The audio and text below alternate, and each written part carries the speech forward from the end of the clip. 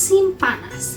Kejadian ini terjadi pada saat festival musim panas tahun 1998, di mana memakan korban cukup banyak. Bahkan hampir semua orang yang datang ke festival itu menjadi korbannya. Apa sih sebenarnya yang terjadi?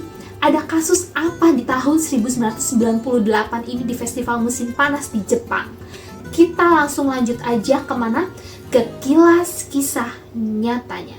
Diambil sama polisi. Selain itu juga polisi juga mengidentifikasi racun apa sih yang ada di dalam si kari ini. Setelah hasil identifikasi keluar dan ternyata itu adalah racun arsenik.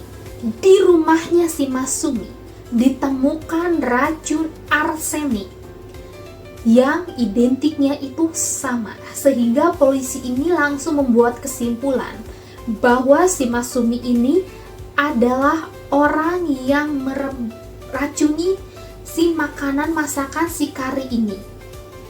Dan kalian tahu kenapa si Masumi ini kok dia bisa punya si racun arsenik ini?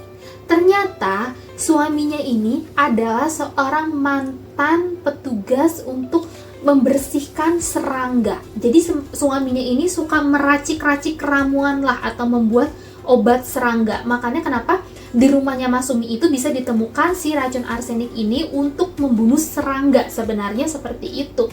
Tetapi malah disalahgunakan sama si Masumi ini. Malah dijadikan suatu alat untuk meracuni yang lain. Kenapa sih sebenarnya si Masumi ini bisa berperilaku jahat seperti ini, bahkan sampai bisa menimbulkan korban jiwa seperti ini? Iya, karena si Masumi ini katanya dia itu bekerja sebagai salah satu agen asuransi. Kalian nyambungkan ya, agen asuransi melakukan suatu kejahatan, nanti ketika ada korban, apa yang akan terjadi? Uangnya mungkin akan turun. Mungkin si Masumi ini berencana untuk mengklaim uang asuransinya. Mungkin ya, seperti itu.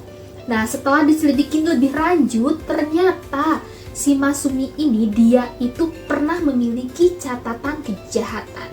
Selama 10 tahun terakhir, dia itu pernah mau melakukan 3 kali percobaan pembunuhan dengan racun yang sama. Tetapi aksinya ini ternyata digagalkan. Dan bahkan kejamnya lagi, suaminya sendiri ini pernah mau dijadikan salah satu korban dia. Tetapi untungnya tidak jadi. Oleh karena itu polisi ini dengan sigap ya sudah, kamu adalah pelaku atau dalang utamanya. Polisi pun menginterogasi kembali si Masumi ini.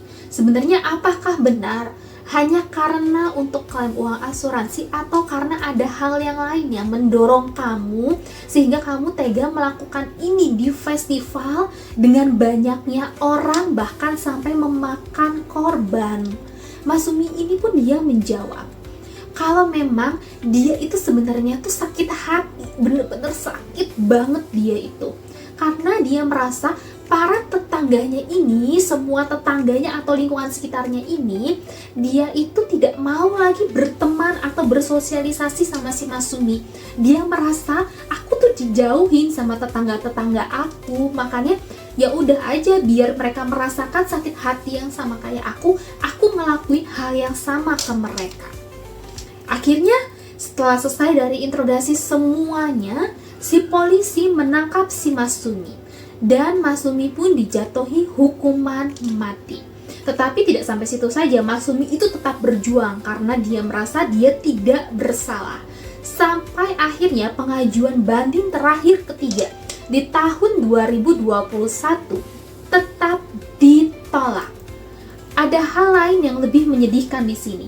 Tepat di mana aju bandingnya Masumi ini ditolak, anak perempuannya yang paling besar saat itu berusia 37 tahun bersama dengan anaknya atau cucunya si Masumi yang berusia kurang lebih 4-5 tahun ini digendong.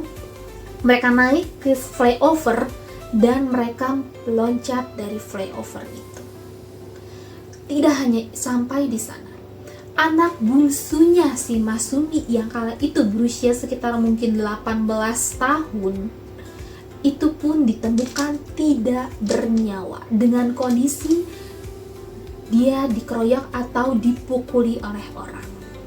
Nah, itu dia kilas kisah nyata hari ini yang saya bawakan, atau di video ini yang saya ceritakan kembali, yang saya dapatkan dari beberapa narasumber.